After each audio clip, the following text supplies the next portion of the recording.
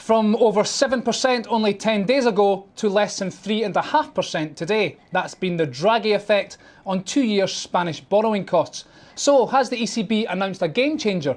And this time, could it really be different? With me now is Lawrence Mutkin, Global Head of Fixed Income Strategy at Morgan Stanley. Lawrence, good to see you again.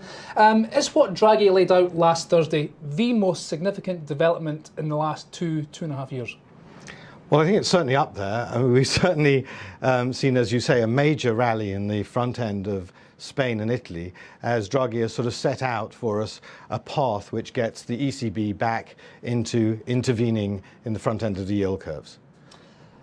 But, OK, we have a roadmap, we've got a destination, but we've heard that before.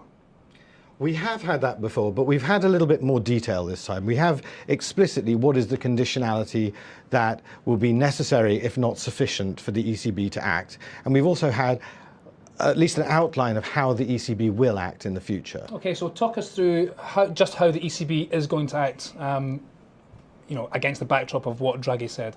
Well, so what Draghi has said is that the conditions that are necessary for the ECB to intervene are, first of all, that sovereign authorities will stick to their fiscal discipline plans, and secondly, that there will be an activation of the support mechanisms which are put in place through the EFSF, ESM route.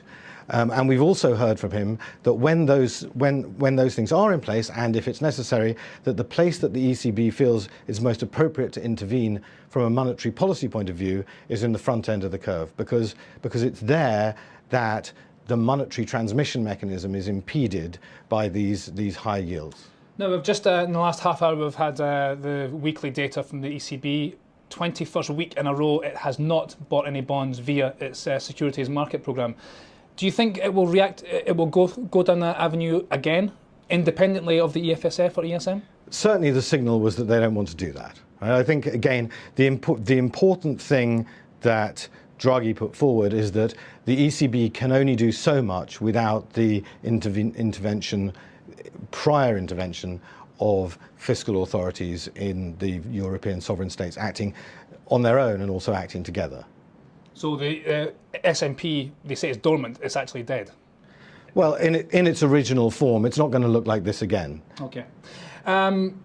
A lot of obstacles and hurdles to be overcome still, not least the German Constitutional Court ruling in September. Conditionality may be too onerous. I mean, I could go on. Are you confident that this plan will work? Well, certainly there are lots of obstacles in the way, and I think you can see that in how the market's reacted. So what we've seen, as you've outlined, is a big drop in short-end yields in Spain and Italy, but 10-year yields are unchanged. And likewise, you think if we were very close to this mutualization or closer financial integration of debt, you'd have seen German yields begin to rise, perhaps for two reasons, really, because of a reduction in flight to quality premium or flight to safety premium, and possibly because of a dilution of Germany's standalone credit as it becomes part of a broader Europe. And what we've seen, as I say, is that German yields are basically unchanged, and 10-year Italy and Spain are unchanged. So I think what that tells you is the market is saying, OK, we understand if we get this path, it's going to be the front end of Spain and Italy that get the ECB's help.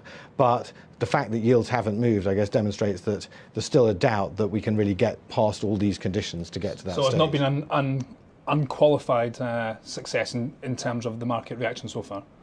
Well, not in terms of the market reaction, but again, I think underlying what we might want to see, if you were the ECB, if you were the German government, if you were indeed a fan of the Euro project as a long-term project, you need to see more fiscal reform first. And I don't think the ECB, even if it had the consensus to do it, would want to step in and make it too easy to step back from that further path of reform. So it was a fine balancing act which Draghi had to run last week.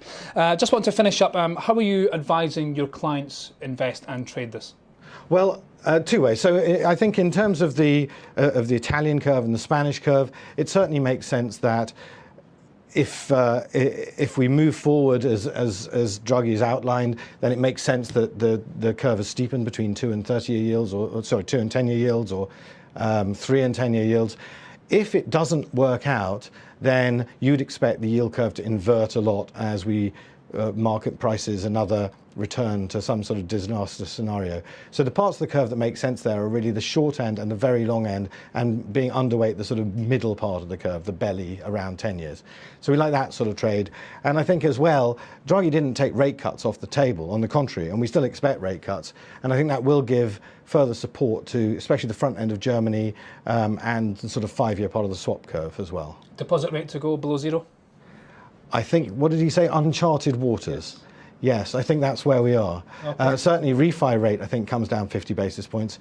Whether depot goes into negative territory, I think, is still a question that is undecided in the minds of the ECB. OK, Lawrence, thank you very much.